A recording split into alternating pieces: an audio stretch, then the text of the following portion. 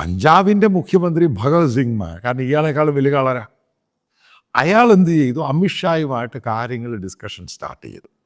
ഇപ്പോഴല്ല, കാരണം കേജ്രിവാൾ ജയിലിൽ നിന്നിറങ്ങി ഈ ഒരു മൂവ്മെൻറ്റ് നടത്തിയ സമയത്ത് അയാൾ അമിത്ഷായെയും BJPയെയും കൊണ്ട് കാര്യങ്ങൾ മൂവ് ചെയ്തു.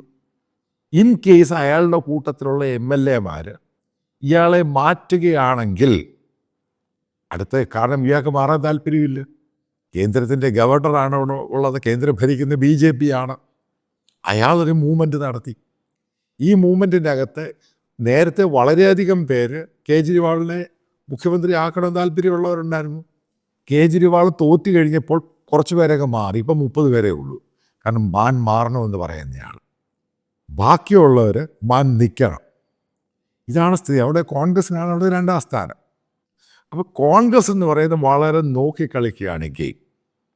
അതായത് ഈ 30 പേരിൽ ഇപ്പോൾ കേജ്രിവാളിനെ മുഖ്യമന്ത്രി ആക്കിയാലും ഇല്ലെങ്കിലും ഒരു കാര്യം ഞാൻ പറയാം, കൂടിപ്പോയി കഴിഞ്ഞാൽ മാനിൻ്റെ മന്ത്രിസഭയ്ക്ക് 1 മാസം പോലും ആയുസില്ല.